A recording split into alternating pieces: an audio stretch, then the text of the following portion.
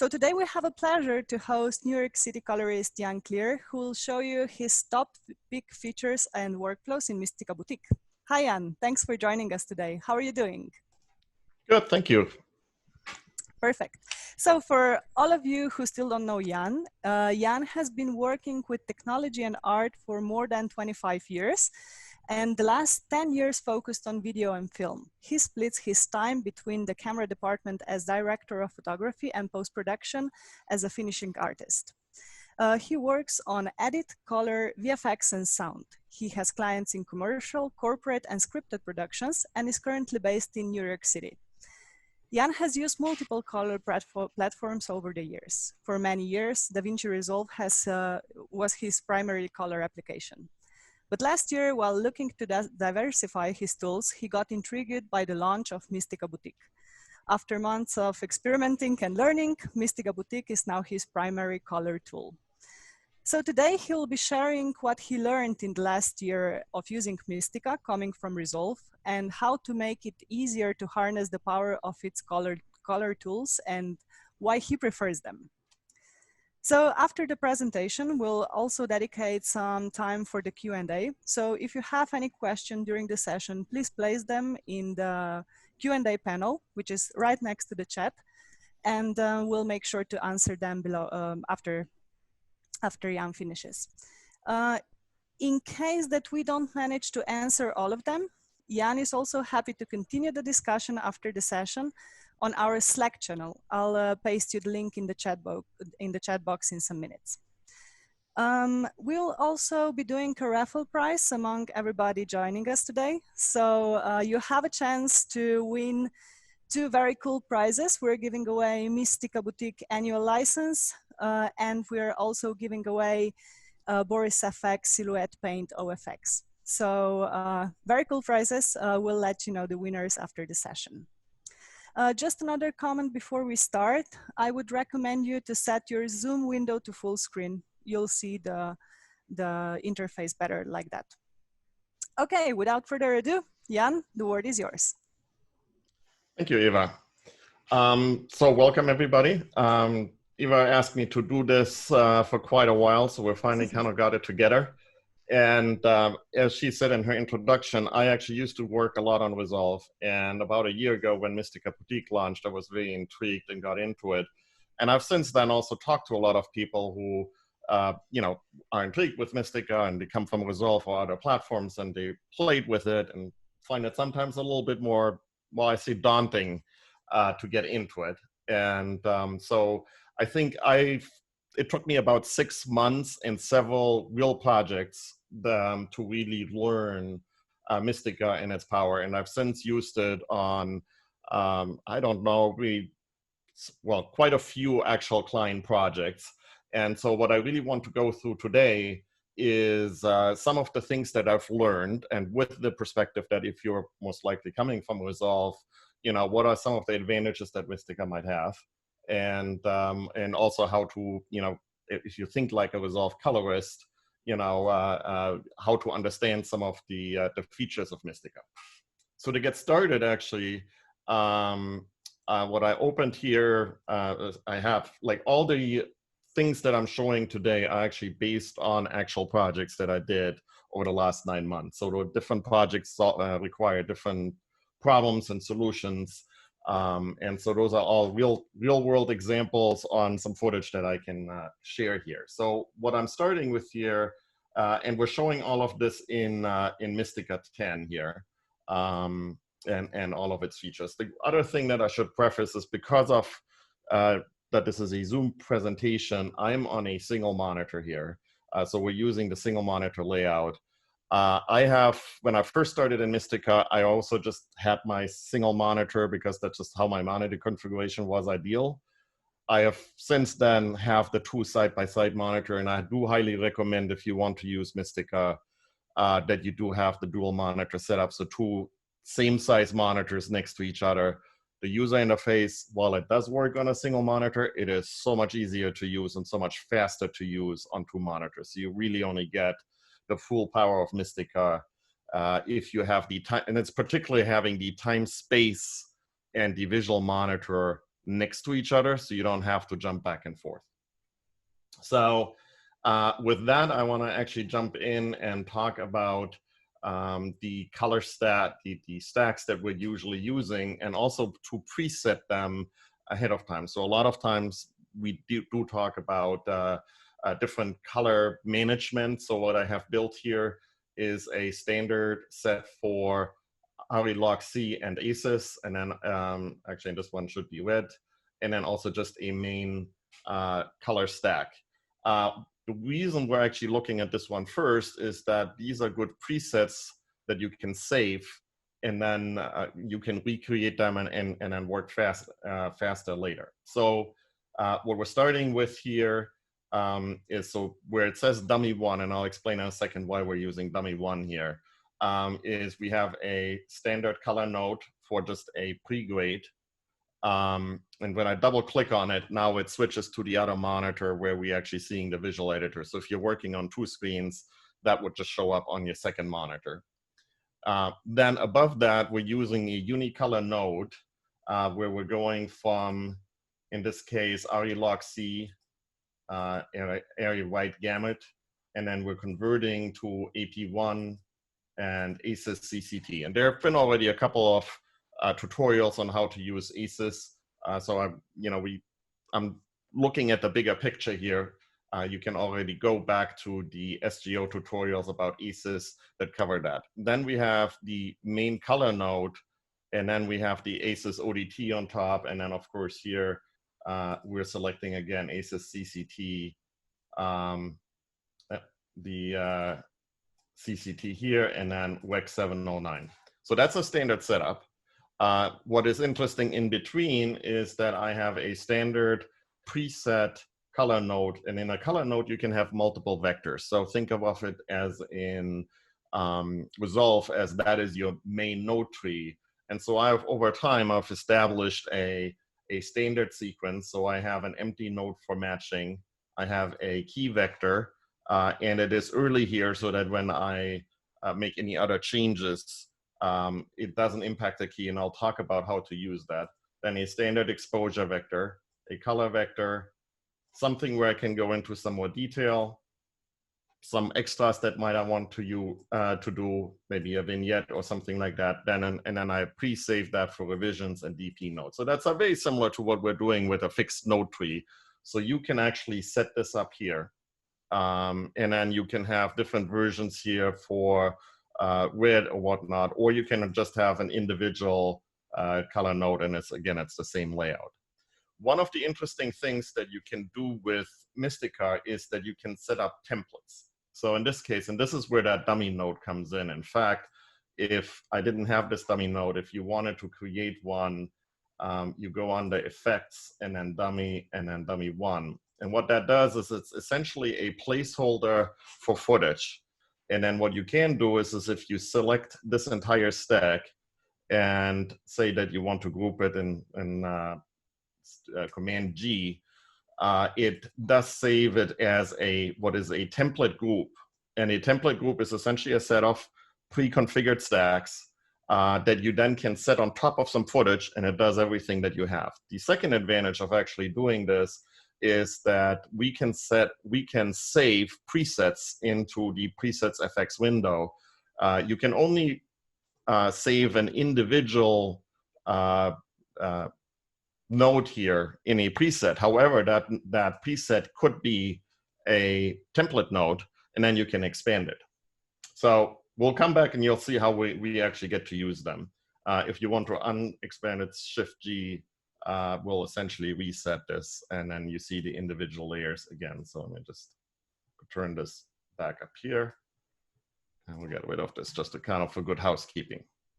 The other thing I'm doing now is I'm gonna just grab these nodes. I'm gonna Command C, and I'm gonna go over to my media editor and actually load my actual other timeline. I'm gonna not save this right now because you can actually copy between timelines. And so that's actually helpful. So I have a couple of clips loaded here. And so if I go on this first clip here and I have the stack from my template timeline, still in the clipboard and just hit Command V, it will automatically add it. And when you paste something onto a selected video footage clip, it will automatically adjust the length of that, what you're putting into the stack to match the length of the clip that is selected. So now essentially here's my footage that I had preloaded. I can double click on it and it comes up in the visual editor, and you see that it has now the camera color and the aces all loaded. Now one of the things, the other thing is, this is what shows up as the eval tree. And let me close this here quickly. So these are all the layers that are currently there. And so the other important element, especially when you work with aces, is that you can split which layer you're working on and which layer you're viewing. So that's similar if you're familiar with Avid. There's a selector where you can say, like, what's the scope that we're viewing and where am I editing? So if you work with aces and you have an ODT, obviously you want to double click on the top, and then you can single click on the layer underneath. So now I'm making changes down here for this main color layer, but I'm actually seeing it as including the aces ODT. So with all of that, now we can go in here and make changes to this footage. I have the RGB scope over here. And so now we can easily make adjustments here. And it's fairly saturated, so we'll make some changes. So that is how we can bring this in. And so let me go back here. The other thing that we can do, and I talked about the presets here. And again, this is a little easy on a dual layer screen because I can actually see the presets underneath here. I have to actually click on this node, which is the original camera footage. And you see we only have the camera footage over here. And then in the Mistika 10 UI, it's this third icon here. You can see this presets window down here that has been loaded. And there I've saved default red, default RA for aces, and various other color stacks. And so let's say I want to select the default area. And then down here, you can say on top. And what that immediately does is it essentially loads everything that was in that preset on top of the original footage. Let's look in the eval tree here, and I need to expand it. So here's the original footage now, which essentially comes in as dummy one, and I have all of those layers. So I can actually now go through here in the timeline, and I can just jump to the next clip, pick my preset tree that I have and just say, let's see here, and then on top, and expand it. And so as I go through, if I have essentially fixed node trees selected, I can quickly load those up. So that's quite powerful. To make these, actually also the other thing that I should mention, let's go back to here. So just to kind of do some organization. So on my mouse here, I have a scroll wheel. The scroll wheel is very easy to expand the, the timeline here. There's a couple of other settings that are worth doing. So if you're in edit mode and you go to attributes, you can change this just for some housekeeping, so that keeps this clip properly named. So then let's go back to this timeline here and see the value of the time space. Let me just get rid of these here over here. And one of the really good things about time space is that you can actually, as you're playing or experimenting, it's super easy to just copy some footage, move it over here. If you want to try something else, you can essentially, it's almost like a notepad. So you can keep things around here. So I want to actually reset that. This footage actually came in not exactly the way I wanted, or I actually deleted some footage here. What I also found very helpful for organizing footage is, so let me actually take this and move it up a little bit higher so it's on a separate track here, is to actually go in here and use the set get duration, set position, etc. So I right now the white line here, that's the beginning of my timeline, so I can actually put in the value of 1 hour. Say I want to use it, and I have that first clip selected, and then I can set position, and it moves automatically right there. In many other applications, you can obviously drag and drop, and then there's snapping, but the precision of this particular way is quite interesting. And then we can select all of this. I actually want to select it differently. So we select the first one. We can go down here in the menu to select and say I want to select everything on that track. So you can also select everything to the right or everything to the left. So if I select everything to the right, you see there's other clips that get selected. So let's leave everything on this track, get this out of the way, and now I can say pack, and it automatically collapsed all my footage in here into one tight timeline. And now I can take the stack that I had brought in earlier and copy it on top of this. And also the question is like, how do you want to populate all of this? So one thing I can do is I can grab one and just go copy paste them across. And the advantage of is I have everything preset in this tree. I have all the layers set up. I have all the footage selected. So now that's copying that all across. The other option is I can select this, the length of the timeline, and this is where this get duration, set duration comes in. So I'm gonna actually get the duration of this timeline. I'm gonna go select just the top ones and say set duration. So now they actually match. And then I can select everything, and there's a very helpful macro over here that says split conform. And suddenly I have the entire stack duplicated, and it matches perfectly with all of the edit points in the bottom. And now I can just click in here, and then on my panel. So I actually, the other very useful thing is down here is the storyboard. And so there's actually two playheads.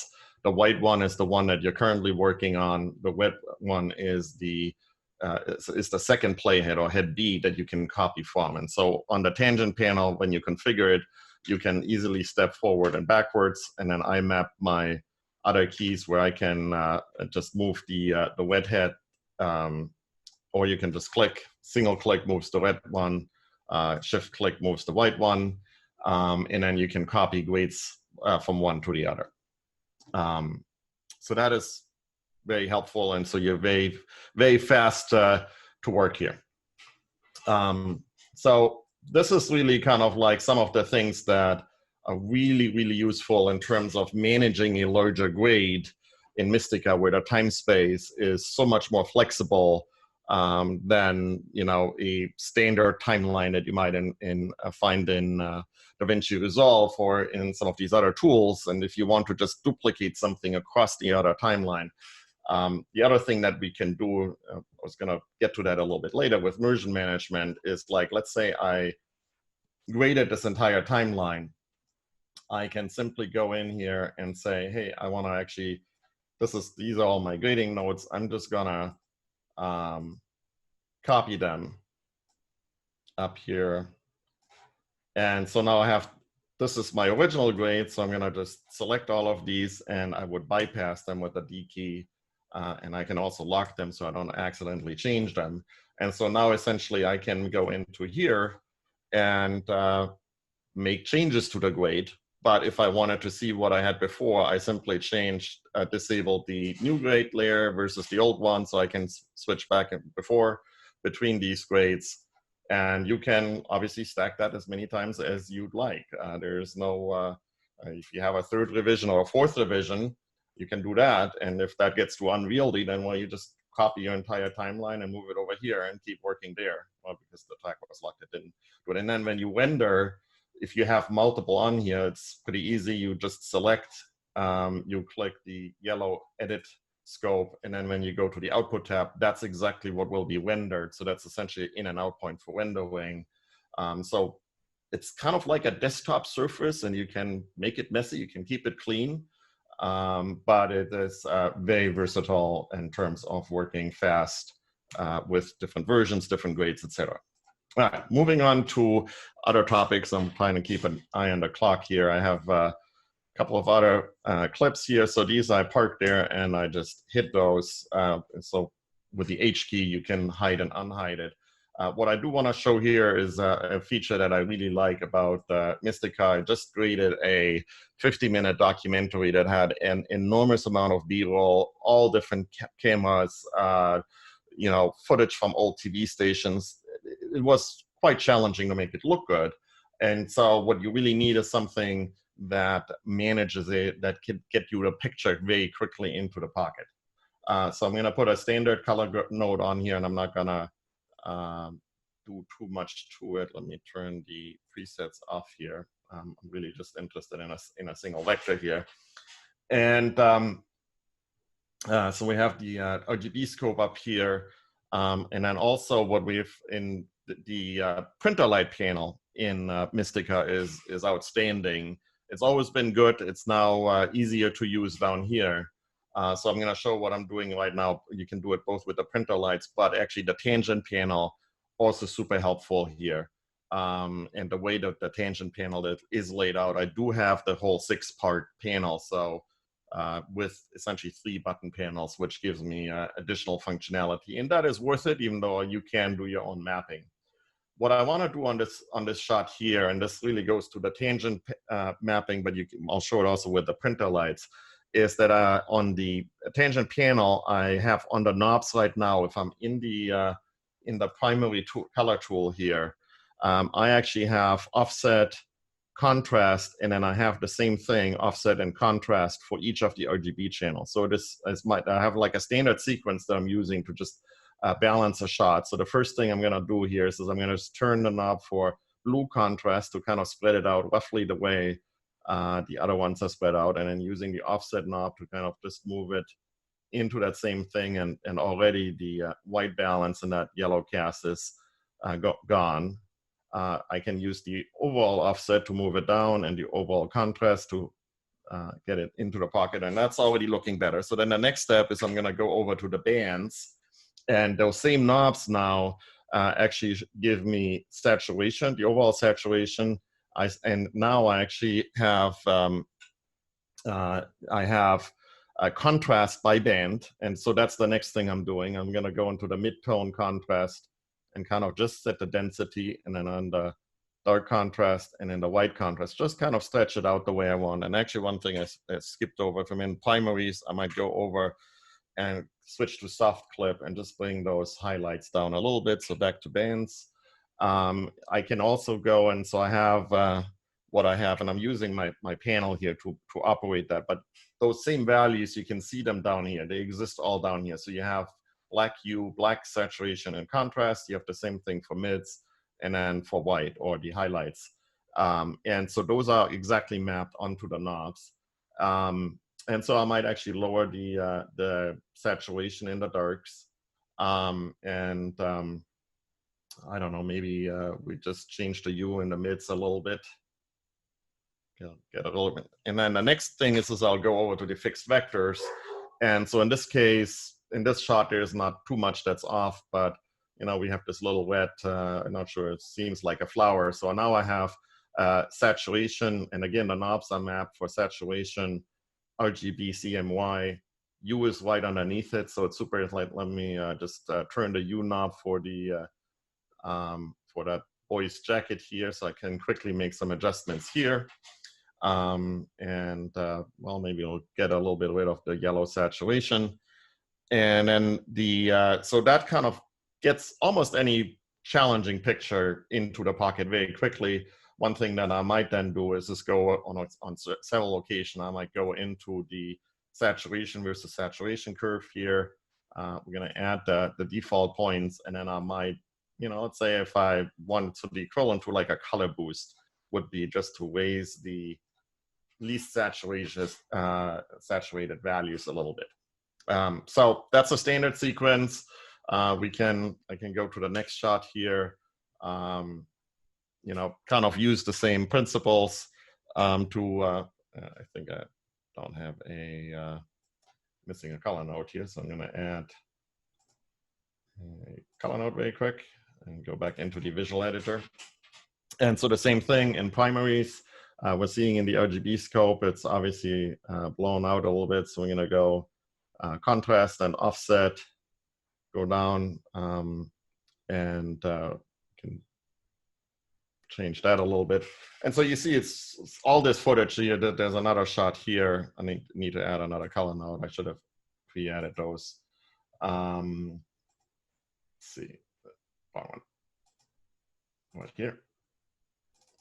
So go back in here. It obviously has a very strong cast, and it's the same thing. It's to expand the blue contrast, move it up, bring it down, reduce the overall contrast, and you see the system works very fast. So you can move through hundreds of shots in almost no time. In fact, in the new Mistika interface, you actually do see the curve elements here of what you're changing. Now, I said you can do the same thing with the, so actually let me reset this one here. If you need to ever reset anything, you can just click the vector over here and hit the delete key, and that resets the entire color grade. So everything that I just did on the tangent panel, you can also do up here. So you have the RGB CMY, and then you have offset. And with the scroll wheel on the mouse, I can actually quickly change this to contrast. So if I wanted to increase the blue contrast, I simply just drag this up, and then I go back to offset, and I move this up, and then bring the overall offset down here, and can adjust the overall contrast. And you see how it works. If you're with a pen tablet, that works really fast here as well. But I find that having it on the tangent panel with the knobs, I don't have to switch between contrast and whatnot. It's all right there. So that brings me to the quick grading here. So we have a couple of other interesting things over here. Let me unhide these. Let's see. All right. Actually, let me just jump to the next one for speed. So this is the same shot we've seen before. I'm going to actually go up here and then on the main color grade. And so what I want to actually show here is I said earlier that I have the keyframe over the key vector, I should say, over here. So we're going to make a very quick, so we're going to select qualifier. We are going to pick the green, and I like the HSL qualifier in Mistika quite a bit. It's a little faster than in Resolve. So I picked the sample color, and now what I'm doing, in fact, actually, I think you can pick if you hold the. Let's see. So if you isolate, so this button here will isolate just the color value, and then I want to click highlight so I can see what I'm changing. Let's see.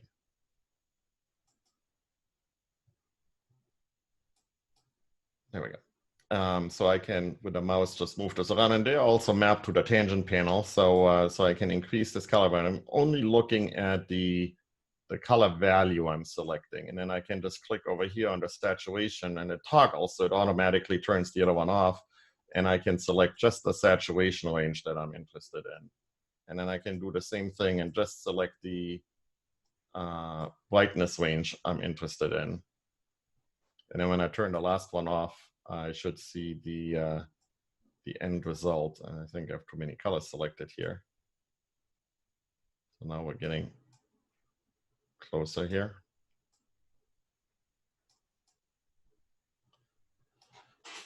And then the next thing that you can do down here is you can adjust all kinds of filters. So fill holes is the first filter.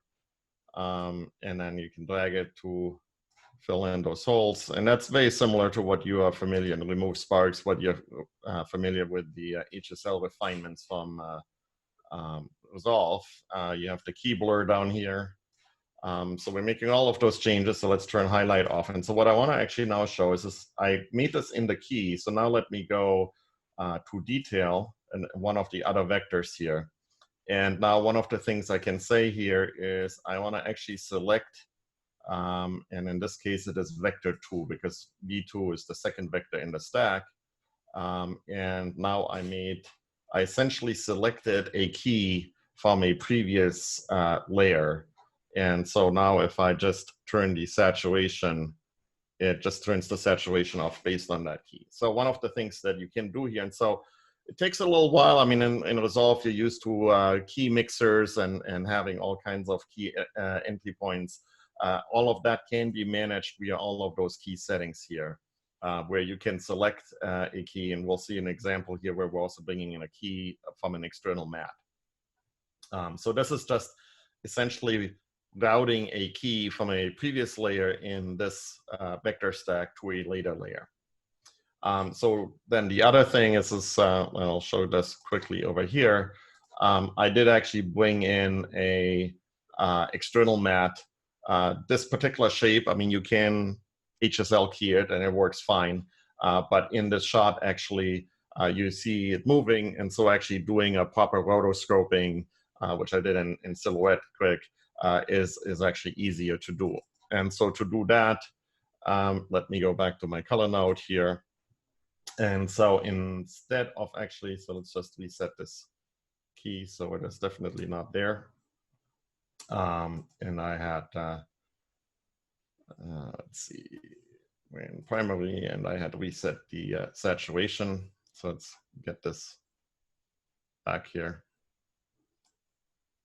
100 standard saturation. And so to get the external mat, again, we're going into qualifier.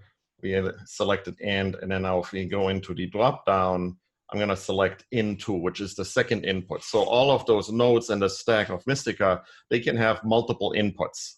And so if you actually have an external alpha channel, or in this case, you could have even multiple, then you select into. And because it is a DPX sequence, we actually need to, it's not an alpha, but it's a Luma channel. So we select red here as just an example. And now I'm gonna go back to my primaries and just turn the saturation down. And now the external mat that I did controls that. And you can see because the press is actually moving. So that's easier to roto in some cases. I mean, it's a little bit of a made up example. But that's an example of how to use an external mat and the power of the different qualifiers here. One thing I should mention is what I do like is in Mistika 10, they brought a lot actually in here. I've set this up right now with the ACES stack, but if I had just a standard node here, and this is Baycam log footage, I could just go in here and then load the LUT and would have it right here. So that's quite helpful as well. So let's move along in these examples here. This here is also from a, and see, we need to click in here so you can actually see what is happening. That's from a recent TV commercial. There was a lady sitting at a microscope, and she is essentially focusing the microscope, and we wanted to show how that worked. So this is the image here. I'm gonna run through it quick so you can see how it works. Essentially, it's out of focus. It comes in focus. She overshoots a little bit, goes back out of focus, and then comes in the end of focus. Tried that in Avid, kind of got it close, ended up doing color in Mistika. Worked way better, and I'll show you in a second why specifically this works. So we do have the original TIFF image down here. We have a Gaussian blur, and you can load all these effects there over here. That's the blur effect. So you added a blur effect. And then we're using actually a color grade. The purpose of the color grade is actually just to create the shape. And then we have a solid, which is the black, which essentially is the black, what creates the mask. And then we have Comp3D, which is a very common node, and that essentially can take multiple inputs and composite them. It's very often used to essentially apply alpha channels to a specific image. What is interesting here, so as you see, we have the cell image. If I click through here, we have the Gaussian blur. We have the shape here for the color grade, the black solid. And then here in the eval tree, you can see actually these little lines here. So it shows like that information goes to here, and then from up here, and then this is the second input into the Comp3D node. What is most interesting here is actually the color grade. It's a standard elliptical shape that I painted here. And what is most interesting here on actually is Gaussian blur because I wanted to actually keyframe that. And one of the interesting things is that in the keyframing here, you actually have all the Bezier curve effects. So that gives you a lot more control over keyframing, because one thing that I needed to do in this image is start with a very blurry image, get to this sharp point, but then have a sharp tangent to overshoot it. In most of the other applications, you can go to 0, but you can't make it a sharp point, come back up here. And in fact, we can actually, if you click over here, you can maximize it. You can select an individual point, and then up here, you can actually select, do you want smooth tangents, sharp tangents, select it, where I can select it back here. And so that was all critical to making this shot actually work. And the keyframing is super simple. You just go into any value, you start, you set auto key up here. You can type in a value. So the way I did this originally, I went to value 0, I typed in 150. I'd go over here, type in 0, create these couple of keyframes, and then go into the keyframe graph and just draw the tangents to my needs. So that's that example. I have a couple of more examples here before we go over to the beauty grade. This is something that just came up last week. An example here, let me go into the visual editor so we can see what's going on from a different documentary that I graded. And one of the things that I actually had there is this, in a different documentary that I worked on, I had to use the noise reduction, but I didn't want to have the noise reduction across the entire image, only in a certain area, so I needed to apply an alpha channel. Again, the way this happened here is that we use a, in this case, I used a gradient. I have the image, I have my using a sharpen node here. It's easier to demonstrate.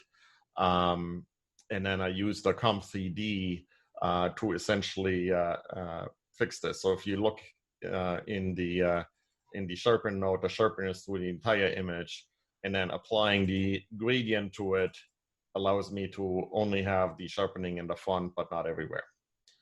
There's a similar example that I have over here. And that's where it is important. With a lot of the nodes in Mistika, you actually have to reference the documentation. It has excellent documentation for each node, what it does. In the case of the noise reduction, it does not accept an alpha channel by itself. However, the Gaussian blur / sharpen node does in fact actually accept a alpha channel if it is present. So in this case, we have the original image. We have a color grade over here, a color grade node here, which all it is doing in this particular case is actually creating a gradient. And then that is essentially, so actually let me go to, let's see, I'll go in the, oh, I need to turn the keyframe graph off so I can see it. And then what I actually have in here is a shape. We can go over here and look at the alpha channel. So that is the gradient that I added. And that goes back, we talked earlier about keying. So in this case is I'm using the shape here, the shapes tool, to create this gradient. But in order for it to be actually exported as an alpha channel so that the next node above can see it, I actually need to go to export key and say, it's by default that it would be off. But if I say inside, it will now take the alpha channel of that qualifier that I have inside in the color node here and export it so that the next one up here, which is the sharpen tool, actually sees that alpha channel. And then I change the mode from just RGB to RGB in A. And again, this is in the documentation. So now it will actually honor the alpha channel and work that way. And so keep on time here. One last example in this timeline, and then we'll switch over. So one other example that I have here that came up is grading with maybe if you're in a movie grade and you want to have a very low contrast, like work in a specific range here. Two things that are interesting here. One is that you can actually have layers that can extend. So if you have like a standard adjustment layer, so to say, you can actually extend that across the entire way. And it can make it a little bit difficult to navigate in the storyboard. But let me just go in here, and I need to change back to RGB. So that's a standard grid we're doing here, and I can use the bands to make adjustments. One thing that is really handy in the Mistika 10 UI is that I can now quickly drag these sliders, and that makes it a little easier to adjust what the various bands affect. So if I just want to work in the darks, I slide this over here, and then on the tangent panel, switch to black, and I can quickly make some changes. Now the thing is that I actually really wanted to have a movie that just lives in the lower range.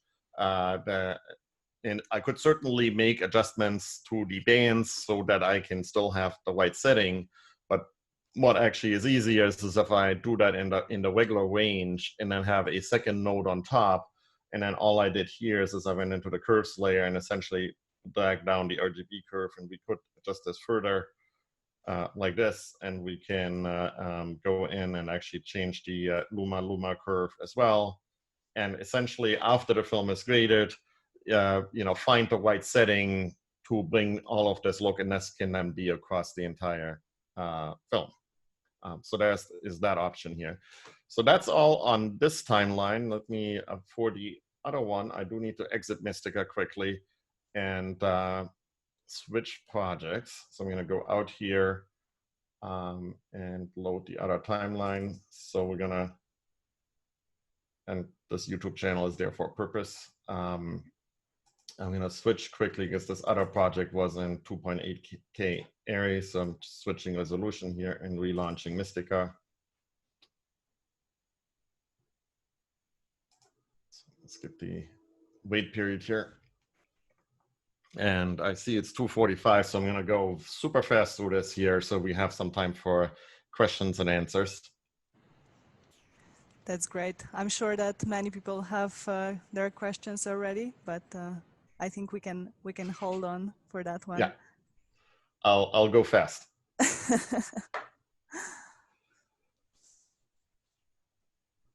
All right, I'm going to have to switch projects quickly here and load this new timeline. And I know there's one of the examples here that I have is coming from Premiere. I know that was in the notes here. So as you bring in material from Premiere, you can obviously do an AF import. It generally works pretty well. Or same if you come from Avid, but there are sometimes hiccups. Especially I do a fair amount of commercial beauty work, and there's a lot of speed whims and other crazy stuff in those timelines that if you do a conform just never totally works. So I'm going to show you two other methods of doing this that sometimes work better. So also here, while we're in a media editor, one thing that is super helpful is to make use of the path bookmark. So I have usually all my projects are in a separate folder. So I create you can simply, when you're in the folder in the tree here, just move it over and essentially create a bookmark. So I have all my footage here. And then if you need to go back to your current project, the home folder gets you there. I have previously imported, so to save some space, some time, I'm going to just drag this footage in here. Leave it here. And then the two methods that we have is one is scene cut. So if I go over here, and the scene cut tool is now over here in this corner, and just run it. And hopefully it shouldn't take too long. It's only like 10-15 seconds. So we're gonna just let it run here quick. It actually works quite well. So I do like using the scene cut tool if I bring in something from Premiere. So we just leave it in 3-log 10 wide gamut, bring in and over as a scene cut. And then edit from there. It's almost done here. And it gives you a very similar, what you would expect here. So with the mouse, we can change our sensitivity here. And I can also jump in here. And then with the jog wheel, you can see how I'm going across, so I can judge, is this one here actually a actual cut or not? So I can test this. Yes, it is. And so kind of find mine and then just say cut scenes. And now if I go back, everything has been cut up properly. So that is one easy one. So let's delete this quick and bring it back in. So I'm going to bring it in one more time. And then the other method that is also quite useful is, and this is where I need to go over to, so I brought the same clip back in, and let's see where, let me see where I saved it.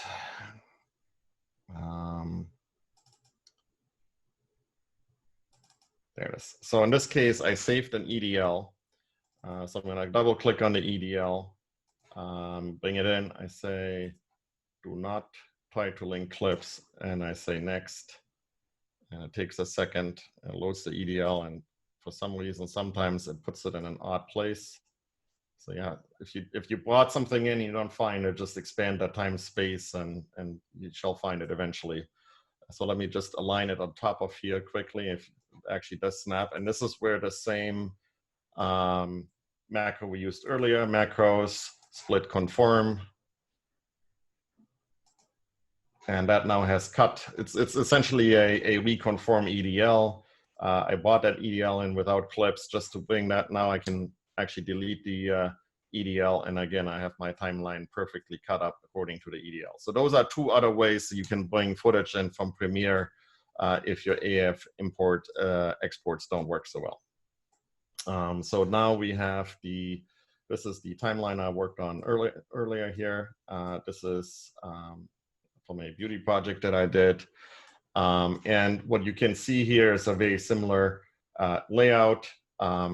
I actually have ACES timeline here. And so one of the other things that I want to show is like, how do you deal when you get a external reference? So one of the things, and to save time, get a JPEG image, import that JPEG image. So you just go in and find that JPEG, it's over here. And I imported it. I did already import this here and place it on a timeline, use the set duration to make it longer than 1 frame so it's easier to deal with. And then from there, what you want to do is go into the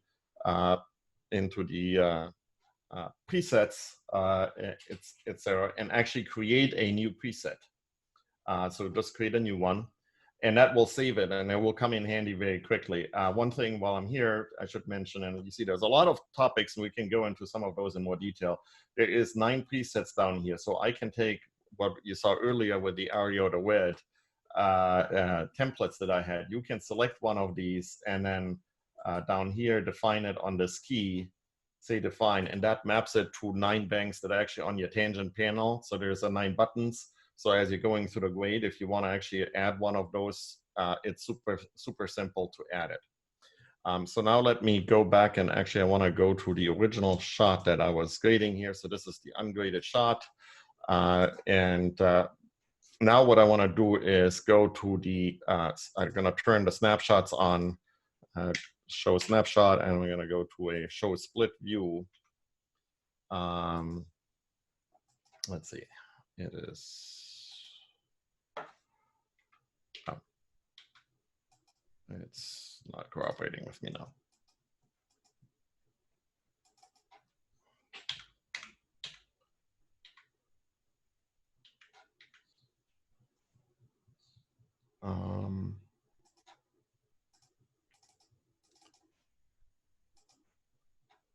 That's the different split. What I do want to go here is I actually have this client reference selected. And then when you go on recover snapshot, you see that it actually loaded. So this is actually the JPEG image that the client showed me. Now I have this in the side-by-side. And what is really good about Mistika is that I can actually drag and drop this around. I can zoom it in, each one. And so especially for color matching, this is super useful. I can put whatever the color is that I need to work on right next to each other. So let me go on the top here, select this, and now I can go back, and essentially I'm not gonna go super fast here. Just dial this in, and now I could go through all of the different layers, and now I can absolutely match the color of the lipstick here, because I have the client reference on the white side that was loaded as a JPEG, and I have this one here. And this is one of the things I'm often missing in Resolve. It's like it's almost impossible to line something up where you literally see it right next to each other. So I want to show a couple of other quick things here. We talked about a little bit about a VFX workflow. Usually what I do in this case here is with the VFX workflow is I disable the layers above. I go in here, I select this, and then export it as an EXR sequence. So if you go to output, you can select EXR sequence, generate an EXR sequence out of this. And then eventually, would go out, and in this case, let me switch over. I should have it still loaded here. So I worked on this in Silhouette, cleaned up the skin, and then I bring this, I re-import the EXR sequence. And so actually what has happened here is that this is the original camera shot. I moved in, if I did this, I would move the camera shot down and then bring the EXR output or render from VFX in here. We enable this, and if you were to look at this now, you would be able to see down here that the skin was cleaned up. And I know there's a raffle, and it is for the OFX plugin for Silhouette Paint, so that would actually enable you to do all of these things. Let's see, we have one more thing over here, and then we're gonna go to questions. So this one here is the frequency separation. I actually saved this as a template, so I can easily, as I explained earlier, it's a whole stack. We can take this template and just literally apply it on top of a piece of footage and then work with that. So let me just open this up so we can look at it. And I need to turn snapshot off here and expand over here the template tree. What is interesting here is, and this is why I had the YouTube channel open, this is actually patterned off, so Simon Upstill's YouTube channel. He does fantastic work with, he works in all kinds of platforms, including Fusion. So he builds a lot of custom keyers, custom everything. In this case, he had built a frequency separation with a custom Luma key in Fusion.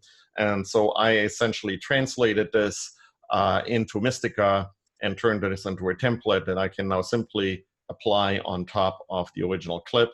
The key elements, if you look at his tutorial, is essentially a combination of two blurs so we have and I need to get rid of the effects. You can see down here, that's a blur with a radius of 7.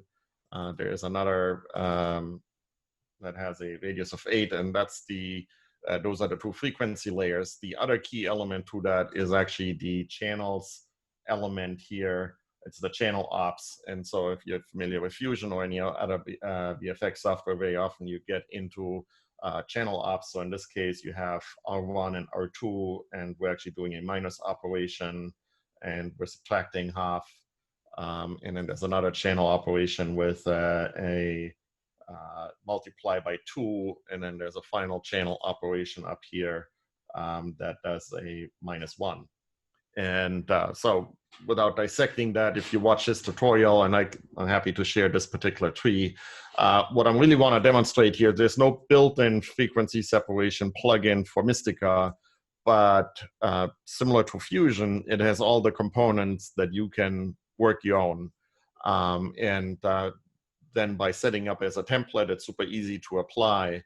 Then you can just modify, change the values that you need. One thing that we didn't get today as much to is the use of grouping. So as you build these complex trees, do collapse things into groups. It makes them a lot more manageable. And so I think now I've went for 50 minutes, and let's go to some questions, and I can stay a little longer if we need to here, or we can then also take it over to the Slack channel. So hopefully this was helpful. This is all from real life projects coming from Resolve and making Mistika work. It is super powerful. I love it.